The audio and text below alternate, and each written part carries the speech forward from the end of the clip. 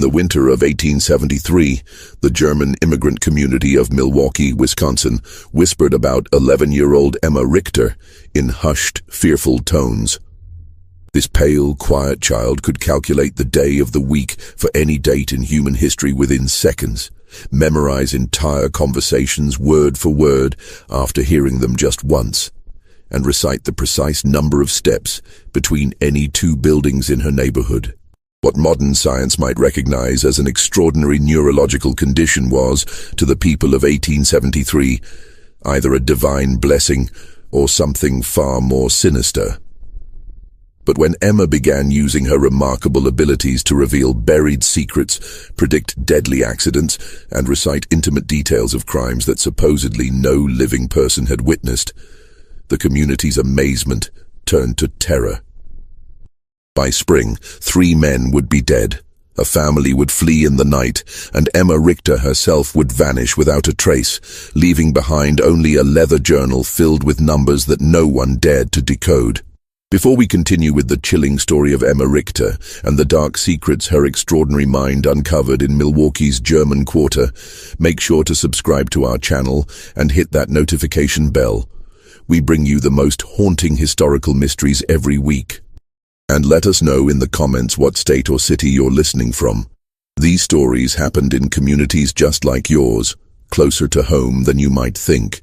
What the residents of Brewery Town didn't realize was that Emma's gift would expose a web of lies, betrayal and murder that had been carefully hidden for nearly a decade, and that her mathematical precision would become their community's most terrifying nightmare. Milwaukee's German Quarter in 1873 was a bustling enclave of red brick breweries, modest wooden homes, and the constant sound of German voices mixing with English in the crisp Wisconsin air. The community of nearly 8,000 German immigrants had built their own little Bavaria along the shores of Lake Michigan, complete with beer gardens, traditional bakeries, and the familiar rhythms of old-world life transplanted to American soil. The men worked in the breweries, Schlitz, Best, and the dozens of smaller operations that made Milwaukee famous, while their wives tended gardens that yielded the same vegetables their grandmothers had grown in the Rhineland. Heinrich and Greta Richter had arrived from Bavaria in 1861 with dreams of prosperity and their infant daughter Emma. Heinrich found steady work as a brewmaster at the Kellner Brewery, a mid-sized operation that supplied beer to the growing city's thirsty population. Greta took in laundry and mending to supplement their income, her nimble fingers working by candlelight long after Emma had been put to bed in their small but tidy home on Galena Street. The Richters were unremarkable in every way except for their daughter. Emma had been born during the harsh Atlantic crossing, 3 weeks premature and so small that the ship's doctor doubted she would survive the journey. But survive she did, though she remained slight and pale, with enormous grey eyes that seemed to take in everything around her with unsettling intensity. As a toddler, she rarely cried or demanded attention, content to sit quietly in corners, watching and listening as the adult world unfolded around her. By age 4, Emma's parents began to notice something unusual. She could recite entire conversations she had overheard days earlier, complete with the precise inflections and accents of the speakers. She counted everything. The number of stitches in her mother's embroidery, the steps from their front door to the bakery, the exact time between the brewery whistles that marked the beginning and end of each workday. When Heinrich taught her basic arithmetic, she absorbed mathematical concepts with frightening speed, solving problems in her head faster than he could work them out on paper. The German community initially viewed Emma's abilities with a mixture of pride and unease. Old Mrs. Brennan, who claimed to remember the witch trials in her grandmother's stories, crossed herself whenever Emma's calculating grey eyes fixed on her. But Father Koller, the stout Bavarian priest who served their small Catholic parish, declared Emma's gifts to be a blessing from God, a child chosen to demonstrate divine wisdom in their New World community. The winter of 1872 had been particularly harsh, with temperatures dropping so low that Lake Michigan froze solid for the first time in a generation. The brewery workers huddled around coal stoves, their breath visible even indoors, while their wives struggled to keep their families warm and fed through the long, bitter months. It was during this isolated winter that Emma's abilities began to take on a darker character, though no one yet understood what was coming. Emma had developed the habit of sitting by the small window in their kitchen, watching the neighbors go about their daily routines with the same intense focus she applied to mathematical problems. She began to notice patterns, not just in numbers, but in human behavior. Mr. Kruger always walked to the brewery by the same route, taking exactly 247 steps, except on Wednesdays when he took a different path that required 284 steps. Mrs. Fisher hung her laundry in a specific sequence, but when her husband worked late at the mill, she changed the order completely. These observations might have been dismissed as the quirks of an unusual child, except that Emma began to vocalize her findings in ways that made the adults increasingly uncomfortable. The transformation from curiosity to dread began on a gray February morning in 1873. Emma was sitting at the kitchen table, methodically eating her breakfast, while her mother prepared her father's lunch pail, when she suddenly looked up and announced, "Mr. Dietrich will not come home from the brewery today. He will die at exactly 14 minutes past 2 o'clock. Greta Richter nearly dropped the tin pail she was holding. Emma, mein Gott, what a terrible thing to say. Why would you think such a thing? Emma's grey eyes remained fixed on her mother's face with that unsettling intensity. He has been drinking from the small brown bottle for 17 days. Yesterday he drank 3 times more than usual. His steps were uneven, 251 instead of his normal 244. When people change their patterns by more than 10%, something significant happens within 72 hours. Mr. Dietrich's pattern changed by 12%. The calculation is simple. Heinrich, who had been putting on his heavy wool coat, stopped and stared at his daughter. Johann Dietrich was indeed a drinker, but no more than half the men in the German quarter. The idea that Emma had been counting his steps and tracking his drinking habits was disturbing enough, but her calm, mathematical certainty about his death sent a chill through both parents that had nothing to do with the Wisconsin winter. "You must not say such things, Emma," Heinrich said firmly. "It's not proper for a child to speak of death." Emma simply nodded and returned to her breakfast, but her parents exchanged worried glances over her bent head. They had grown accustomed to their daughter's unusual observations, but this felt different, darker and more specific than her typical mathematical pronouncements. At precisely 14 minutes past 2 that afternoon, Johann Dietrich collapsed in the brewery's malt room. The official cause of death was heart failure, brought on by what Dr. Muller determined to be chronic alcohol poisoning. The brewery workers who found him noted that he had been acting strangely for weeks, drinking more heavily than usual and showing signs of severe anxiety. But what truly unsettled them was the timing. Emma Richter's prediction had been accurate to the minute. Word of Emma's grim prophecy spread through the German quarter like smoke from a chimney fire. Some dismissed it as coincidence, but others remembered the pale girl with the calculating eyes and began to wonder what else she might have observed during her silent vigils at the kitchen window. The Richter family found themselves the subject of whispered conversations and sideways glances when they walked to church or visited the market. Father Koller, who had previously praised Emma's gifts as divine, now seemed less certain. When Heinrich approached him after Sunday Mass, seeking guidance about his daughter's disturbing prediction, the priest's jovial demeanor had been replaced by something approaching concern. "Heinrich, my friend," Father Koller said, his Bavarian accent thick with worry.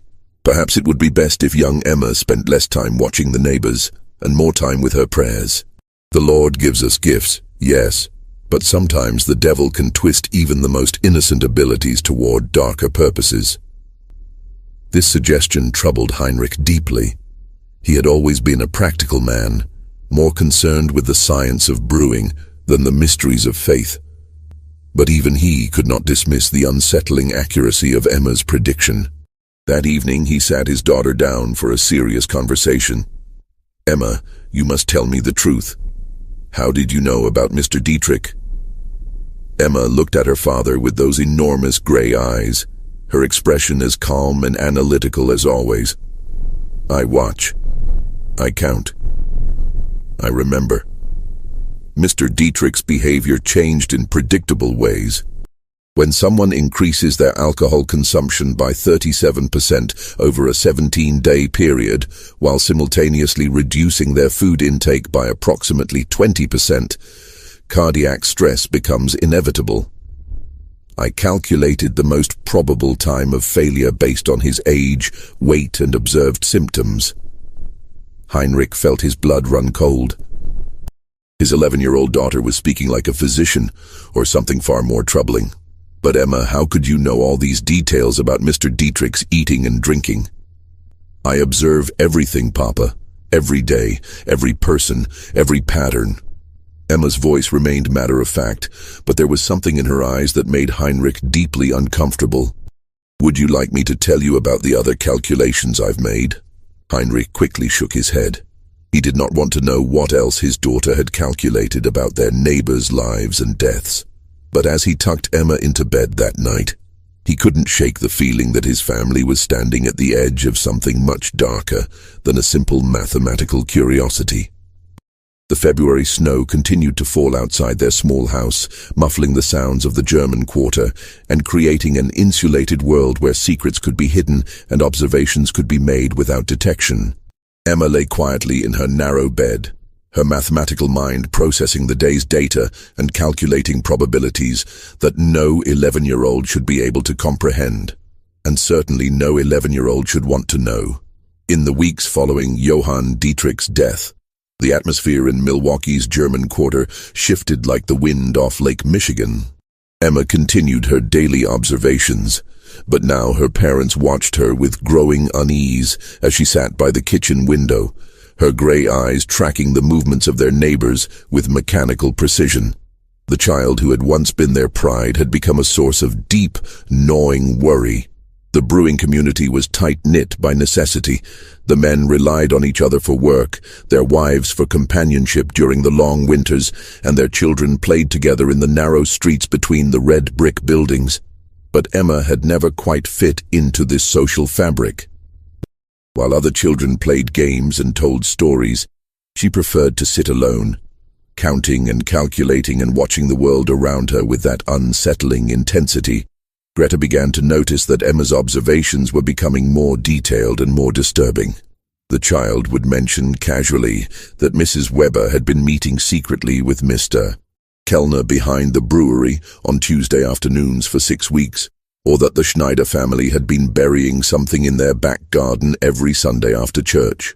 When Greta asked how Emma could possibly know such things, the girl would simply explain that she had observed the patterns and calculated the probabilities. People think they are being secret, Emma said one March morning as she methodically buttered her bread, but they follow patterns just like numbers. Mrs. Weber always tells her husband she's visiting her sister on Tuesday afternoons, but she takes 127 steps to Mr. Kellner's house instead of 349 steps to her sister's. The Schneiders bury objects wrapped in cloth exactly 73 centimeters apart in a grid pattern. They believe no one is watching, but I am always watching. Heinrich had heard enough. That evening, after Emma was asleep, he spoke seriously with his wife about their daughter's increasingly troubling behavior. Greta, this cannot continue. Emma is becoming unnatural. Children should not observe such things, and they certainly should not speak of them so coldly. Greta nodded, her hands trembling as she mended one of Heinrich's work shirts. I'm frightened, Heinrich. Not of Emma, but of what people will think. Already the neighbors look at us strangely. Mrs. Brennan crossed the street yesterday when she saw me coming, and Father Koller. He has not visited us since Johann's death. Their fears proved justified when, 3 days later, Emma made another of her mathematical announcements. She was helping her mother prepare dinner when she suddenly stopped peeling potatoes and looked up with that familiar calculating expression. Mrs. Weber will be discovered tomorrow at 11:30 in the morning. Her husband will find her with Mr. Kellner in the brewery office. There will be violence. Greta dropped her paring knife. "Emma, 9. You must not say such things." But Emma continued with the same mathematical certainty she applied to her arithmetic lessons. "Mrs. Weber has been arriving at the brewery 7 minutes earlier each week for 6 weeks. Mr. Kellner has been staying 33 minutes later each day. Tomorrow, Mr. Weber will return from his delivery route 47 minutes early because his horse is developing lameness in her left front leg. I have observed her gait deteriorating for 11 days. The convergence of these 3 variables makes discovery inevitable." Heinrich, who had been listening from the doorway, felt his chest tighten with dread. His daughter was not just observing their neighbors, she was predicting their futures with terrifying accuracy. "Emma, how do you know about Mr. Weber's horse?" "I count her steps when she passes our house. On March 1st, she favored her right legs 53% of the time. Today, it was 68%. Tomorrow, the lameness will be severe enough to slow the delivery route by 47 minutes, causing Mr. Weber to return early." The next day unfolded exactly as Emma had calculated. Wilhelm Weber discovered his wife Anna in a compromising position with brewery owner Ernst Kellner. The confrontation that followed left Kellner with a broken nose and 3 cracked ribs, while Anna Weber was beaten so severely that Dr. Müller had to be summoned. The scandal rocked the tight-knit German community, but what disturbed people even more was the growing realization that little Emma Richter had somehow predicted the entire sequence of events. Word spread quickly through the neighborhood.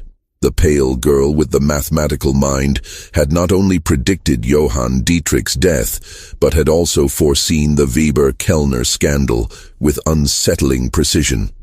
People began to whisper about the strange child who sat at her window, watching and calculating and somehow knowing things that no child should know.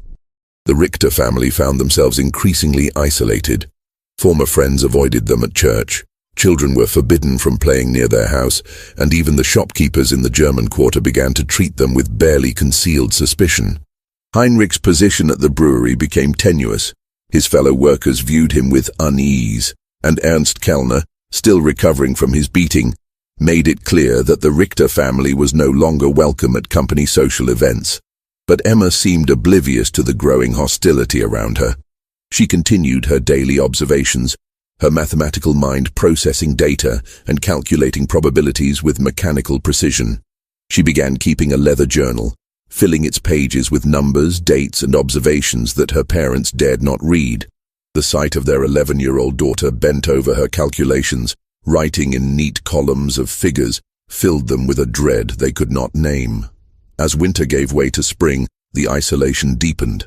The German quarter that had once felt like home now seemed hostile and threatening. Heinrich began to consider the unthinkable, leaving Milwaukee, abandoning the life they had built, and starting over somewhere far from the whispers and the fear and the terrible accuracy of their daughter's predictions. But Emma was not finished with her calculations. The worst was yet to come, and her mathematical mind had already begun processing the data that would lead to the darkest secrets of all. As April arrived in Milwaukee, bringing with it the first tentative warmth after the brutal winter, Emma's journal grew thicker with her precise notations. The leather-bound book had become her constant companion, and she filled its pages with increasingly complex calculations that went far beyond simple mathematics. Her parents caught glimpses of charts tracking human behavior patterns, tables of numerical sequences they couldn't understand, and detailed maps of the German quarter marked with symbols and measurements. The community's fear of Emma had begun to manifest in more concrete ways. Children were forbidden from walking past the Richter house. Shopkeepers served the family quickly and without conversation, and even Father Koller had begun limiting his interactions with them to formal church services. But Emma's isolation only seemed to sharpen her observational skills, as if the removal of normal social distractions allowed her unusual mind to focus more intently on the mathematical patterns she perceived in human behavior. Dr. Friedrich Müller, the community's physician, had grown increasingly curious about Emma's abilities. Unlike the superstitious whispers of the neighbors, Dr. Muller approached the situation with scientific interest. He had studied medicine in Berlin before immigrating to America, and had encountered cases of unusual mental capabilities in his practice.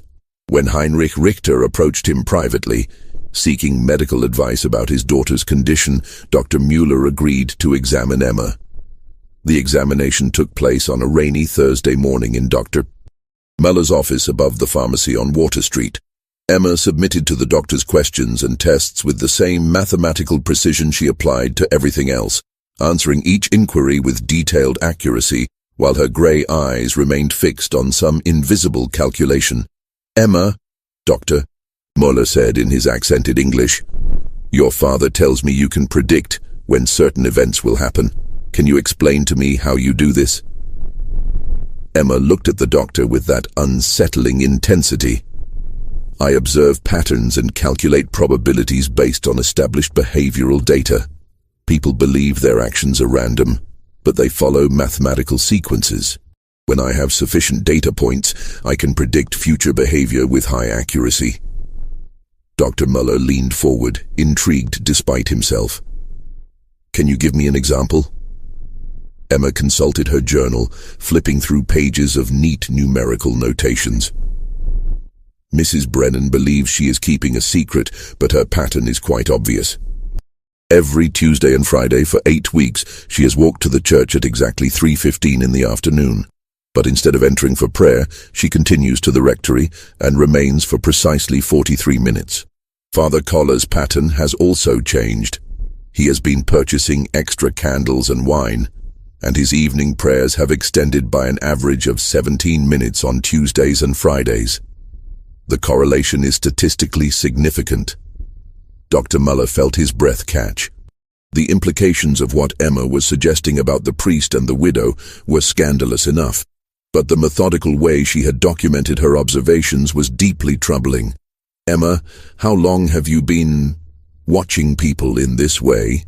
"Always," Emma replied simply. "Since I was very small, but I only began making calculations when I learned mathematics. The patterns became clearer then." After the examination, Dr. Muller spoke privately with Heinrich and Greta Richter. His medical training told him that Emma's condition was neurological rather than supernatural, but he had no framework for understanding what he had observed.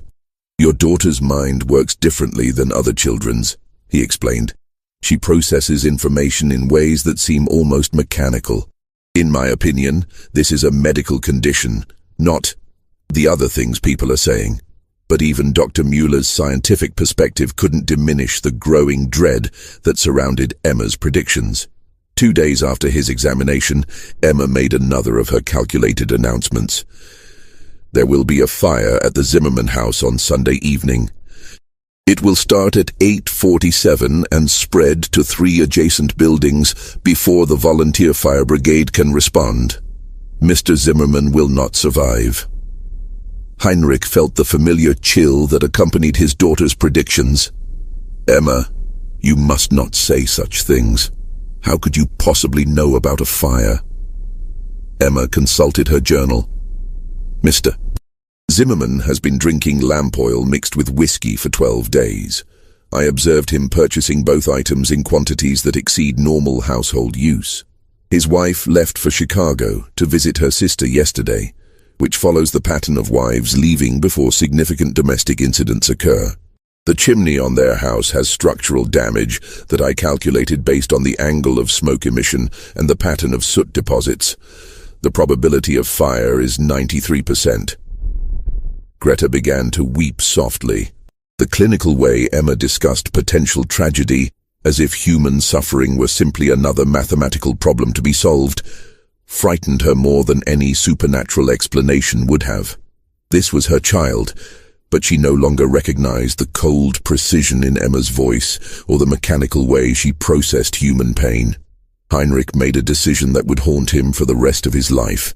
He decided to warn Franz Zimmermann about Emma's prediction, hoping that preventive action might save a life and perhaps demonstrate that his daughter's calculations could be used for good rather than simply predicting disaster. He found Zimmermann at the brewery Saturday evening, stumbling drunk and reeking of the lamp oil Emma had mentioned. Heinrich's warning was met with belligerent laughter and crude jokes about the devil child who thinks she knows everything. But something in Heinrich's desperation must have penetrated Zimmerman's alcoholic haze, because he promised to be extra careful with the lamps. Sunday evening arrived with unseasonable warmth and a dry wind from the west. At exactly 8:47, flames erupted from the Zimmerman house. The fire spread with terrifying speed, consuming not just the original building, but 3 adjacent homes before the volunteer fire brigade could mount an effective response. Franz Zimmerman's body was found in his kitchen, where he had apparently fallen while trying to extinguish flames that had spread far beyond his ability to control. The accuracy of Emma's prediction, down to the exact minute, sent shockwaves through the German quarter. Heinrich's attempt to warn Zimmerman had been witnessed by several brewery workers, and word spread quickly that Emma had predicted not just the fire, but its precise timing and consequences. The community's unease transformed into open fear, and the Richter family found themselves completely ostracized.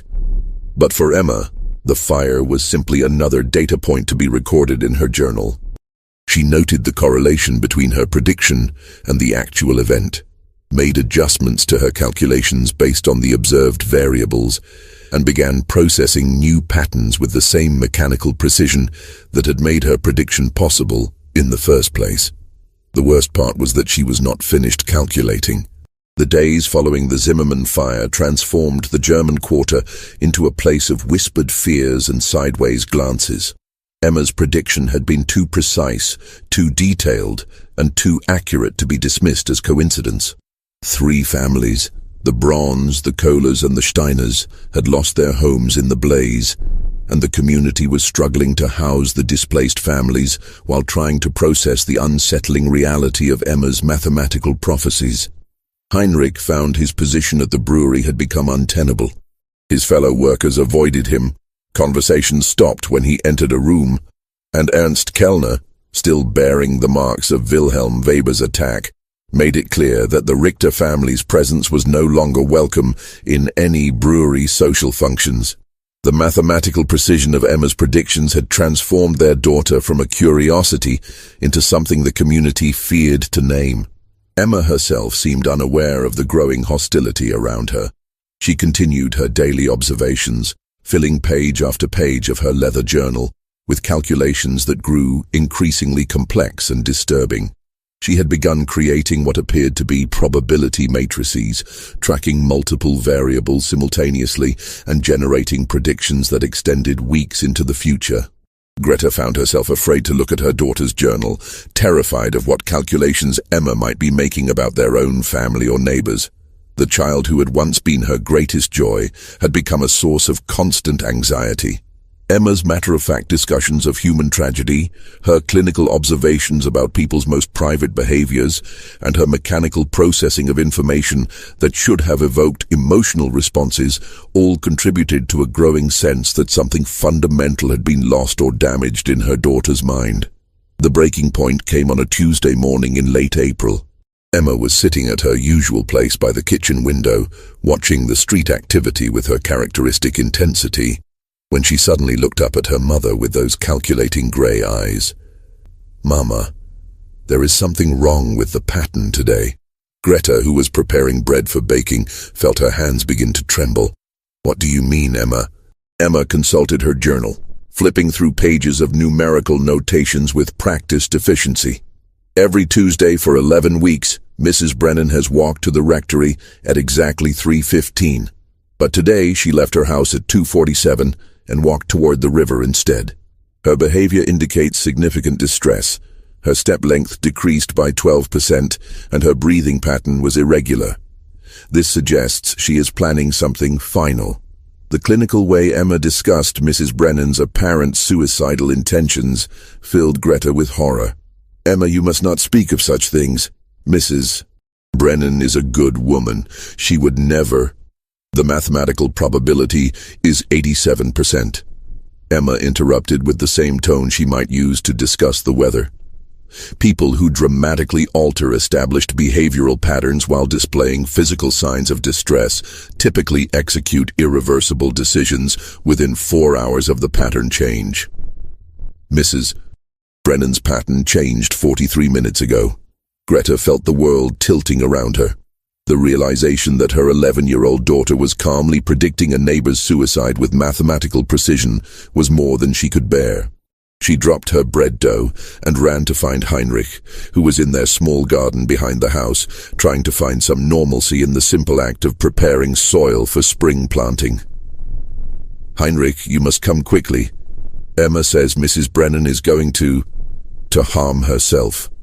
We must do something." Heinrich looked at his wife's terrified face and felt the familiar dread that had become their constant companion. They found Emma still sitting by the window, making additional notations in her journal as if recording a scientific observation rather than predicting a human tragedy. "Emma, tell me exactly what you observed about Mrs. Brennan." Emma looked up from her calculations. She deviated from her established Tuesday pattern by 28 minutes. Her physical indicators suggested severe emotional distress. Based on historical data about behavioral pattern disruption, the probability of self-harm is 87%, with peak likelihood occurring between 5 and 7 this evening.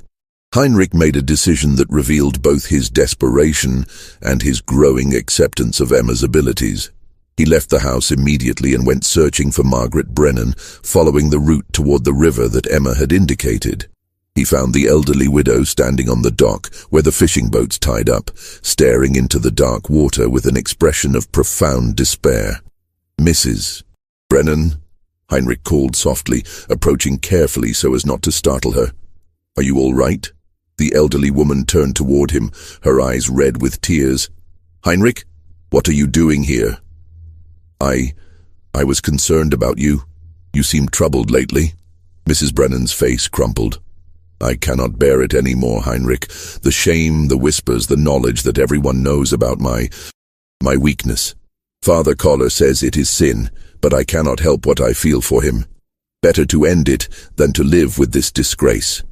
Heinrich realized with growing horror that Emma's observations about Mrs. Brennan and Father Koller had been accurate, and that the elderly woman was indeed contemplating suicide rather than face the scandal. He spent the next 2 hours talking Margaret Brennan away from the river, convincing her that shame was not worth dying for and that the community's judgment would eventually fade. When he returned home that evening, he found Emma making final notations in her journal. "Mrs. Brennan did not follow through with her plan," she observed clinically. "The intervention changed the probability calculation. I will need to adjust my variables for future predictions involving third-party interference." Heinrich stared at his daughter in disbelief.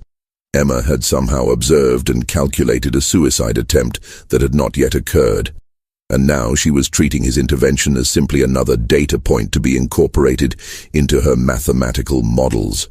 The realization that his 11-year-old daughter was not just predicting tragic events, but studying human suffering with scientific detachment filled him with a horror he could not name.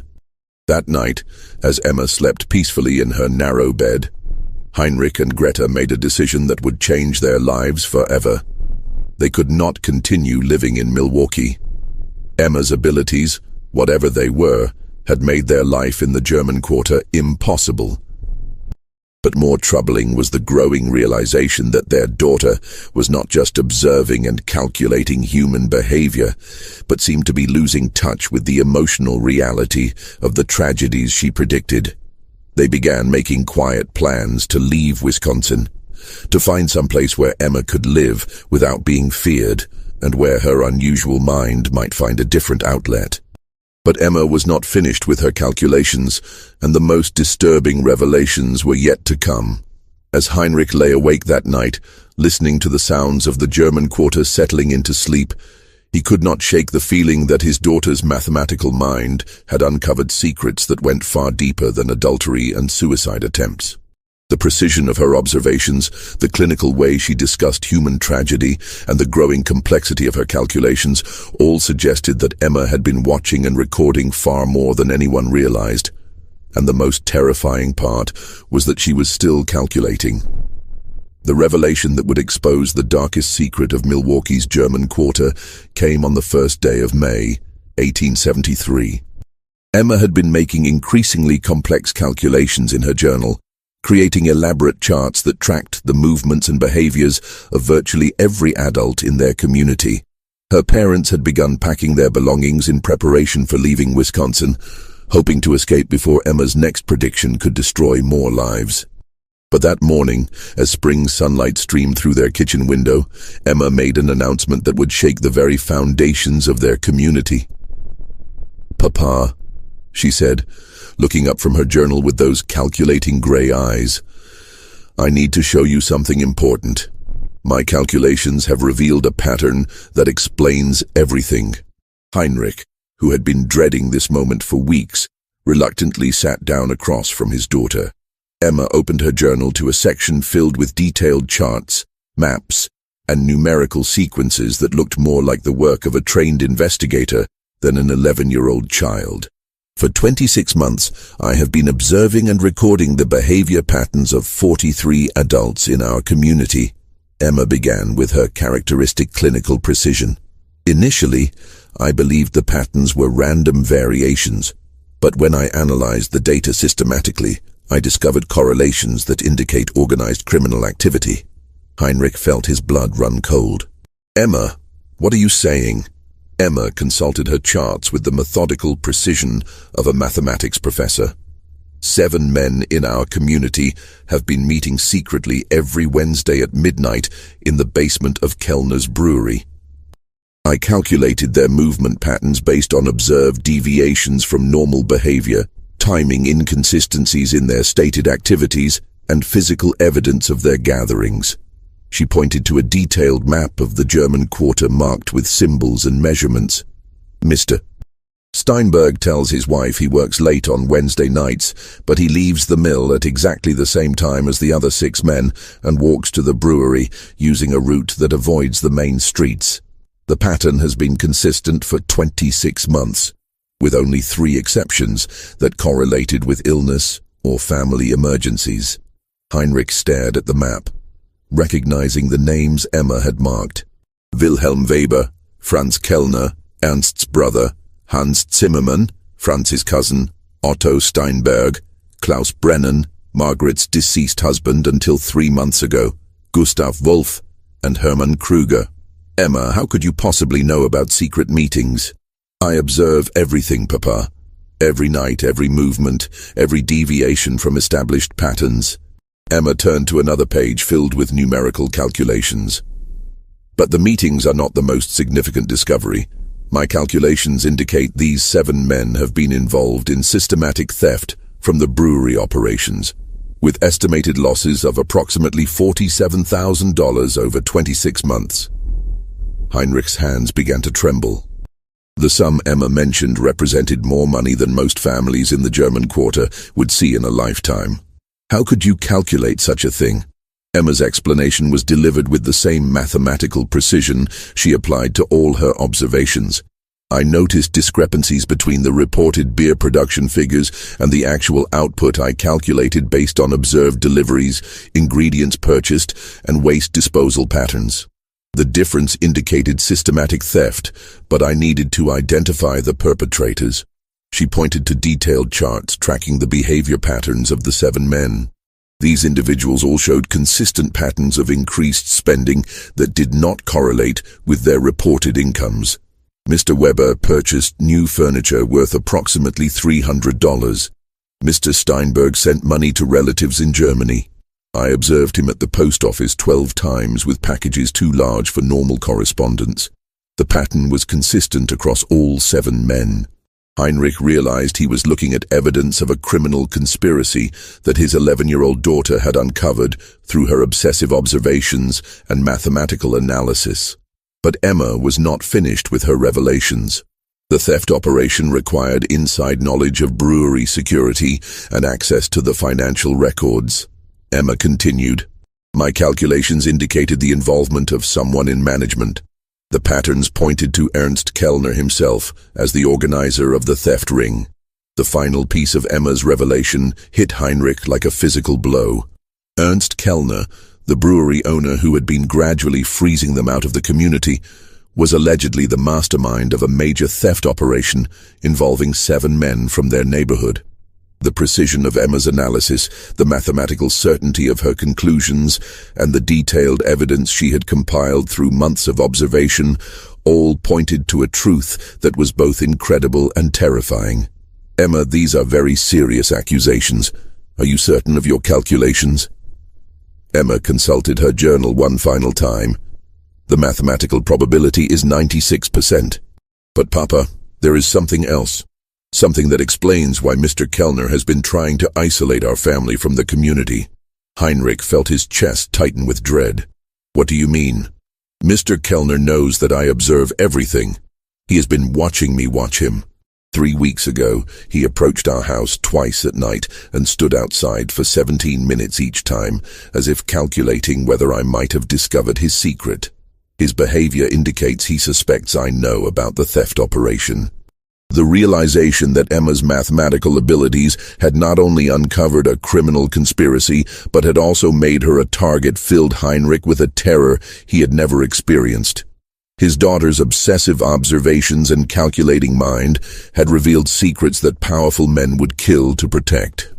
Emma closed her journal and looked at her father with those unsettling gray eyes. "Papa, my calculations indicate that we are in significant danger.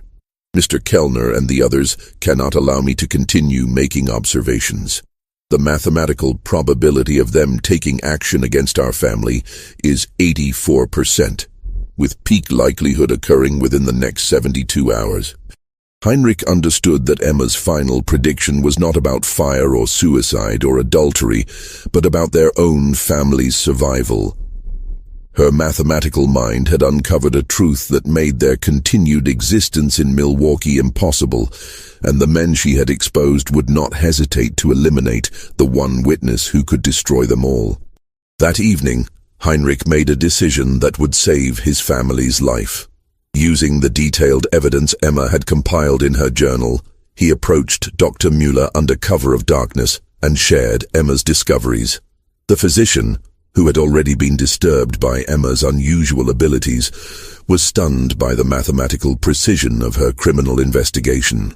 "Heinrich, if what Emma has calculated is true, we are looking at the largest theft operation in Milwaukee's history," Dr. Müller whispered as he examined the journal by lamplight in his office. "But more importantly, if Kellner suspects that Emma knows, your family is in mortal danger." Dr. Müller agreed to help them escape Milwaukee immediately. Using his medical connections, he arranged for Heinrich to receive an emergency job offer at a brewery in distant Minnesota, providing cover for their sudden departure. They would leave that very night, before Emma's 72-hour prediction could come to pass. As the Richter family loaded their few belongings into Dr.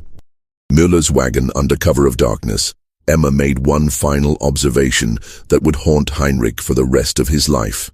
"Papa, in approximately 6 months, the theft operation will be discovered through other means. Mr. Kellner will face justice, but 3 of the 7 men will not survive the investigation. The mathematical probabilities are quite clear." Heinrich shuddered as he lifted his daughter into the wagon.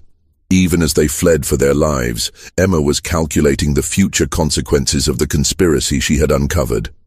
Her prediction would prove accurate in every detail. By winter, a federal investigation would expose the theft ring, Ernst Kellner would be arrested and convicted, and 3 of his accomplices would die under suspicious circumstances that were never fully explained. But on that dark May night in 1873, as their wagon rolled through the sleeping streets of Milwaukee's German Quarter, Heinrich could only think about how his daughter's extraordinary mathematical mind had both saved their lives and destroyed the only home they had ever known in America. The Richter family vanished from Milwaukee in the early hours of May 2nd, 1873, leaving behind only whispered stories and unanswered questions. Dr. Müller reported that they had received an emergency family summons back to Bavaria, but the few people who bothered to ask noted that no ship passenger records could be found to confirm their departure from America. What the residents of the German quarter never learned was that Heinrich, Greta, and Emma Richter had indeed traveled to Minnesota, where Heinrich found work at a small brewery in the town of New Ulm. Dr. Muller had sworn to keep their location secret, understanding that Emma's mathematical abilities would always make her a target for those who feared exposure of their secrets.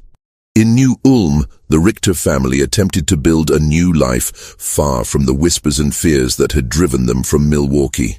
Heinrich found the brewery work familiar and satisfying, while Greta slowly began to rebuild the domestic routines that had been shattered by Emma's disturbing predictions. But Emma herself remained unchanged. Her mathematical mind continued to observe, calculate, and record human behavior patterns with the same mechanical precision that had made her both famous and feared. Dr. Muller maintained correspondence with the family for several months, reporting that Emma had begun working with a mathematics professor at a nearby college who was fascinated by her unusual abilities. The professor, a German immigrant named Dr. Hermann Weiss, approached Emma's condition from a scientific rather than supernatural perspective, helping her understand and channel her observational skills in ways that might prove beneficial rather than destructive. But the most significant revelation came in November of 1873, when Dr. Muller received a letter from Heinrich containing Emma's final prediction about the Milwaukee theft operation. As she had calculated with mathematical precision, federal investigators had indeed uncovered Ernst Kellner's conspiracy. Kellner was arrested and convicted of embezzling over $50,000 from multiple brewery operations. Wilhelm Weber, who had been Kellner's primary accomplice, was found dead in his home under circumstances that were ruled a suicide, but which many suspected were something far more sinister. Otto Steinberg and Hermann Kruger also died within weeks of the investigation's conclusion. Steinberg in what appeared to be a drunken accident, and Kruger from what Dr. Muller diagnosed as a sudden heart attack that bore suspicious similarities to the symptoms of certain poisons. Emma's mathematical analysis of the criminal conspiracy had been accurate in every detail, including her prediction that not all of the conspirators would survive the eventual discovery of their crimes. The precision of her calculations, even from hundreds of miles away and months in advance, confirmed what Heinrich had come to understand about his daughter's extraordinary and terrifying abilities. The German quarter of Milwaukee slowly recovered from the scandal and tragedy of 1873. The brewery theft investigation brought unwelcome attention from federal authorities, but it also exposed a level of corruption that had been quietly damaging the community for years. New families moved into the houses left empty by death and departure, and the tight-knit community gradually rebuilt itself around more honest foundations. But the story of Emma Richter, the pale girl with the calculating gray eyes who could predict death and expose secrets through mathematical observation, became part of the neighborhood's whispered folklore. Parents used her story to warn their children about the dangers of knowing too much, while adults quietly wondered what other secrets might be hiding behind the ordinary facades of their neighbors' lives. Father Koller, who had initially blessed Emma's abilities as divine gifts, later confessed to Dr. Muller that the girl's mathematical predictions had shaken his faith in ways he could not explain.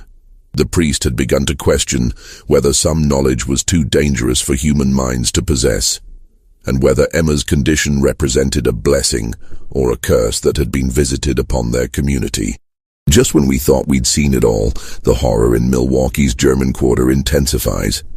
If this story is giving you chills, share this video with a friend who loves dark mysteries, hit that like button to support our content, and don't forget to subscribe to never miss stories like this. Let's discover together what happens next in the most disturbing historical cases America has to offer. Dr. Muller's final letter to the Richter family was written in the spring of 1874, nearly a year after their departure from Milwaukee. In it, he reported that the German quarter had largely returned to normal, but that Emma's story continued to circulate in whispered conversations among the older residents. He also shared a disturbing development that had emerged during the federal investigation of the brewery theft.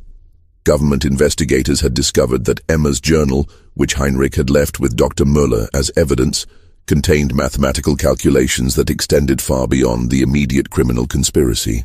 Emma had apparently been tracking and analyzing behavioral patterns throughout the entire German immigrant community, creating detailed profiles of dozens of families and predicting future events with remarkable accuracy.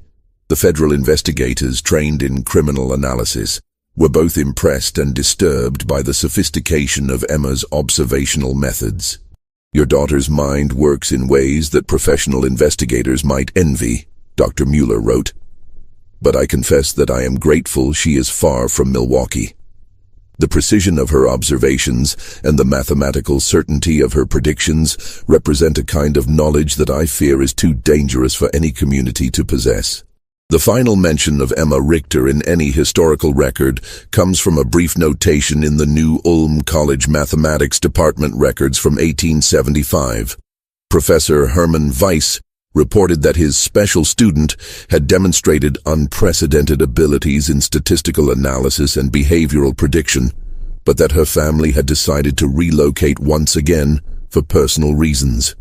After that entry, Emma Richter disappeared from history as completely as she had vanished from Milwaukee on that dark night in May of 1873. What happened to the girl who could calculate human behavior with mathematical precision remains unknown.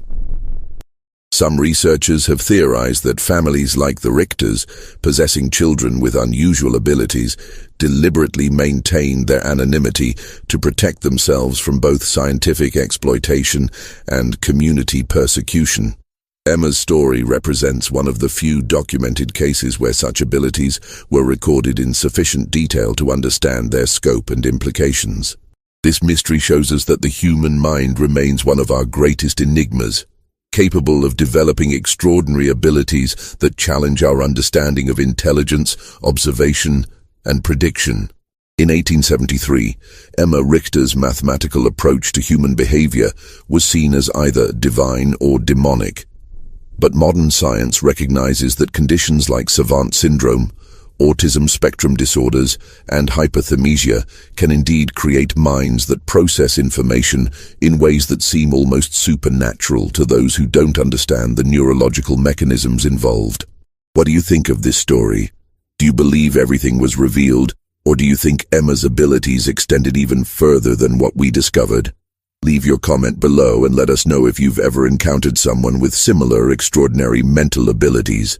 If you enjoyed this tale and want more horror stories like this, subscribe, hit the notification bell, and share with someone who loves mysteries. These historical cases remind us that the most frightening truths are often hidden in plain sight, waiting for the right mind to calculate their terrible secrets. The case of Emma Richter demonstrates that sometimes the most terrifying discoveries come not from supernatural forces, but from the relentless application of mathematical logic to human behavior. In a world where we believe our secrets are safe, the existence of minds capable of such precise observation and calculation reminds us that privacy may be nothing more than an illusion, and that the patterns we think we hide may be visible to those who know how to look and how to count.